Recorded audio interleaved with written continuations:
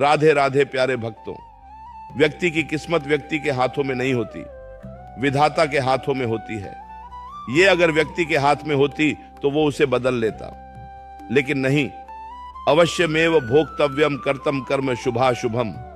तुमसे जो पाप कर्म बने उनका भोग भोगो, जो पुण्य कर्म बने उनका भोग भोगो, और जो भजन कर रहे हो इससे भगवान की प्राप्ति होगी। सुनो भरत, भावी प्रबल बिलक कहे हूं मुनिनाथ, मुनि नहीं, मुनिनाथ वशिष्ठ जी, जो नई सृष्टि रच सकते हैं। हानि, लाभ, जीवन, मरण, जस, अपजस, विधि हाथ, ये विधाता के हाथ में, ये अपने हाथ में नहीं है। अपने हाथ में केवल राधा राधा राधा राधा रटो, और दुख सहने की ताकत और आगे बढ़ने की क्षमता, ये भगवान के नाम से प्राप्त होती है और भगवान की प्राप्ति होती है। व्यक्ति के भाग्य में जो पीड़ाएं लिखी है वो तो उसे सहनी ही है। कोई भी जादू या चमत्कार उन पीड़ाओं को गायब या मिटा नहीं सकता, पर हां, भक्ति के मार्ग पर चलकर उन्हें कम जरूर किया जा सकता है। जैसे आपके कैंसर है, अब आप हमारे बहुत प्रिय हो तो हम नष्ट कर सकते हैं। कैसे नष्ट कर सकते हैं कि आपके कैंसर की पीड़ा हमने ले ली, तुम जान नहीं पाए, अब हमारे एक फोड़ा हुआ, अब वो साल भर दर्द करता रहा, भीषण पीड़ा रही, वो तुम्हारे पूरे जीवन के कैंसर का कष्ट भोग लिए, पता नहीं चला, ना आपको पता चला ना समाज को पता चला, और आपको लगा बाबा के जादूगरी ने ठीक कर दिया।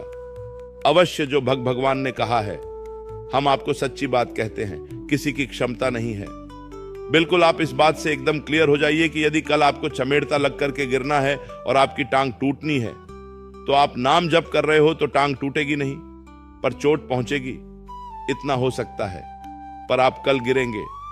बचपन से बड़े बड़े महापुरुषों का संग किए हैं और महापुरुषों के शरीरों में असह्य पीड़ा देखी है, और जो इतने भजनानंदी कि ऐसे छू लें तो तुम स्वस्थ हो जाओ, ऐसे महापुरुषों को कष्ट में देखा है। इसीलिए जीवन में जो भी कष्ट आते हैं, जो भी पीड़ाएं आती है, उन्हें तो इसी जीवन में भोगना है।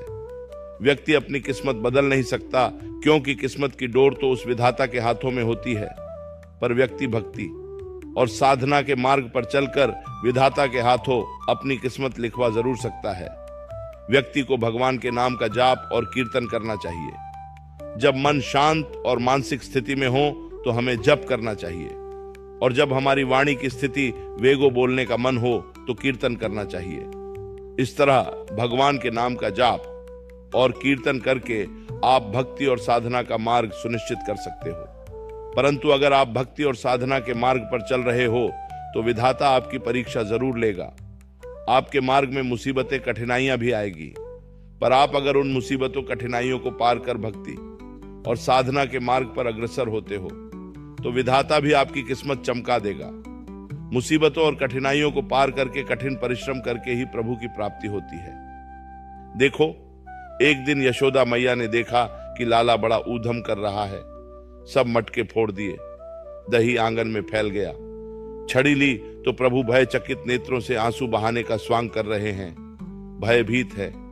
मैया ने सोचा, भयभीत हो गए, इसको बांध देना चाहिए।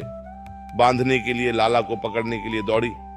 लाला भगा, पीछे पीछे देखते जा रहे हैं भगवान माता को, और भगवान भाग रहे हैं, पकड़ में नहीं आ रहे हैं। श्री सुखदेव जी कहते हैं महाराज परीक्षित जी से कि यह वह भगवान है जो बड़े बड़े योगियों के पवित्र किए हुए हृदय में भी ध्यान में नहीं आते हैं। हरिवंश महाप्रभु कहते हैं, मुनि मन ध्यान धरत नहीं पावत करत विनोद संग। बालक भट्ट जब मैया परिश्रम से युक्त हो गई, पसीना पसीना हो गई, लाला पकड़ में नहीं आया। एक निराशा सी जग रही थी, मैं छोटे से लाला को पकड़ नहीं पाती, वहीं भगवान पकड़ में आ गए। खास बात देखनी है, जब हमारा परिश्रम, जब हमारी व्याकुलता, जब हमारा विरह भगवान देखते हैं तो पकड़ में आ जाते हैं। पकड़ में कैसे आए? मैया की पकड़ में नहीं आए, कृपा से पकड़ में आए। पर वह जो भागना था, जो पसीना पसीना हो जाना था, उसी ने कृपा करवाई भगवान से। तो हमारा रात दिन भजन करना, प्रभु के लिए रोना, प्रभु की कथाएं सुनना, प्रभु का नाम कीर्तन करना, प्रभु के सामने नाचना, यह प्रभु की कृपा का वर्णन करना है। उससे नहीं मिलेंगे प्रभु, लेकिन उससे प्रभु कृपा करेंगे, और उसी कृपा से हमें भगवत साक्षात्कार होता है। तो साधन कृपा का पक्ष बना, और कृपा भगवान की अनुभव कराई। भगवान कृपा से मिलते हैं, श्री जी कृपा से मिलते हैं, पर वह कृपा साधना से अनुभव में आती है। अगर साधन ना हो तो सबको भगवत साक्षात्कार हो जाए, लेकिन साधन करने वाले को ही भगवत साक्षात्कार होता है। यह बात समझ लीजिए। अब हम 13 वर्ष की अवस्था से 56 वर्ष की अवस्था होने जा रही है। यही तो संशोधन कर रहे हैं। वैज्ञानिक एक विषय पर लगता है 1-2 साल में हल हो जाता है। यहां पूरा जीवन हो गया उसी को हल करते हुए। और इस मार्ग में कभी पूर्णता नहीं होती, प्रेम में कभी पूर्णता नहीं, पूर्णिमा नहीं आती। प्रेम सदा बढ़ता रहता है, पर कमी महसूस होती रहती है कि मैं अपने प्यारे को उतना प्यार नहीं कर पाता जितना प्यार करना चाहिए। मैं बहुत नीच हूं, उनकी अपार कृपा है। मैं बहुत अधम हूं, वह बहुत कृपालु हैं। बस यही जोड़ा चलता रहता है, यही होड़ा लगी रहती है। कभी ऐसा अनुभव नहीं होता कि मैं पूर्ण हो गया। ऐसा लगता है कि अभी चक्क भजन नहीं हुआ, अभी वैसा भजन नहीं हुआ जैसा होना चाहिए। इसीलिए हमें लगता है हम लोगों को फालतू की बाहरी बातों में ध्यान देना नहीं चाहिए। मृत्यु के विधान को, काल के विधान को, कर्म के विधान को कैसे कोई रोक सकता है? ये सब मजाक है, ये सब विनोद है, ये सब दिखावा है। ऐसा नहीं हो सकता। ब्रह्मास्त्र का प्रयोग मच्छर मारने में नहीं किया जाता, उसे भोग लिया जाता है और परमात्मा की प्राप्ति होती है। भगवत मार्ग कोई खिलवाड़ थोड़ी है। प्रिय भक्तों को इस भजन साधना के माध्यम से यही उपदेश देना चाहेंगे कि अपने जीवन काल में आप कर्म करते रहिए, भक्ति के मार्ग पर चलिए, किसी का अहित ना करें और परिश्रम करते रहिए।